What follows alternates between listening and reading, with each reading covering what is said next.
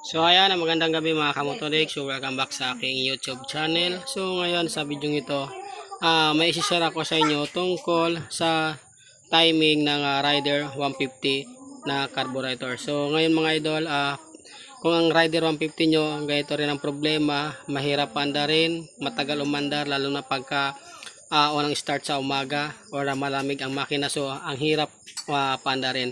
So bagay ito lang din ang problema nyo. So kadalasan mga idol, pagka mahirap umandar ang motor, kahit anong motor, ay baka wala sa timing. So minsan nagpalit ka na ng bagong spark plug, so malakas ang kuryente mo, bago ng carburetor mo or bagong linis na yung carburetor mo, so matagal pa rin umandar. So pacheck nyo na mga idol sa mga mekaniko, dahil baka ganito lang din ang problema, baka wala rin sa timing yung inyong mga motor.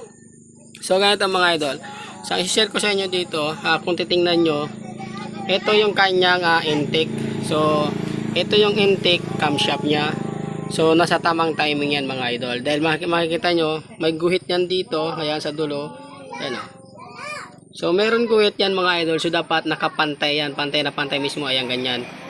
So dapat pantay na pantay dito yan mismo sa gilid na to. Yan po yung tamang timing yan. So dapat nakapantay. At yung number 3 na may arrow pataas, so dapat nakatutok din yan sa itaas. So dapat ganyan yan. So itong camshaft ng kanyang intake, okay yan, nasa tamang timing yan mga idol. So kabaliktaran naman dito sa ating exhaust na camshaft, ayan, kung makikita nyo may guhit dito yan mga idol. So dapat ang guhit na to ay nakatutok yan dito sa tambotso mismo. Ngayon itong number 2 na to na may arrow, dapat nakataas yan dyan. Pero pagkakaiba nito mga idol, dahil sa oras na itinapat natin to dito sa may tambotso, itong guhit na to, mawawala yung arrow, yung number 2. Ayan. So tapat natin. So ganyan. So dapat ganyan yan mga idol. Yung guhit na to sa camshaft dapat nakatutok dito sa tambotso. Ngayon, kung itatama natin yan, so nakatutok sa may tambotso yung guhit ng camshaft, mawawala yung arrow dito sa itaas, yung number 2. Kaya kadalasan yung nangyari dito mga idol, yung pag timing ng mekaniko or kung sinong gumawa nito, ay sinunod niya yung arrow dito.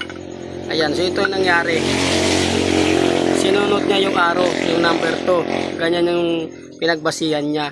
So wala sa timing mga idol, kasi kung titingnan nyo, ito yung camshaft niya, ito yung guhit niya, so dapat nandito yan nakatapat. So kaya wala sa timing yung kanyang camshaft ko, kaya napakahirap paandarin. Ayan. So dapat baguhin natin ang kanyang pagka-timing. So ang duda ko dito mga kamotodek ay baka nagpalito ng camshaft ito. So baka nagpalito ng camshaft, tapos hindi niya na kitang maayos or hindi niya tiningnan ng maigi yung pagbalik ng sprocket. So nagkamali siya sa pagbalik ng sprocket. Kaya nung sinunod niya yung arrow sa itaas, ayan, nung sinunod niya yung arrow, wala na sa timing. So dapat mga idol, ito ang tamang timing. So dapat ganyan.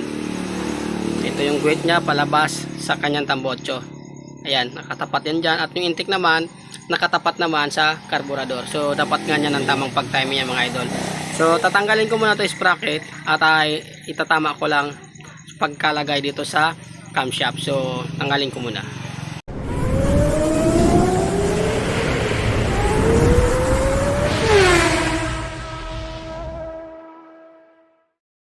So ngayon idol, ito na nga mga idol, nabaliktad ko na yung pagkakabit ng kanyang sprocket dito sa camshaft. So kung titingnan nyo mga idol, ito yung guhit ng camshaft, nakatapat na yan dito sa may tambutso niya.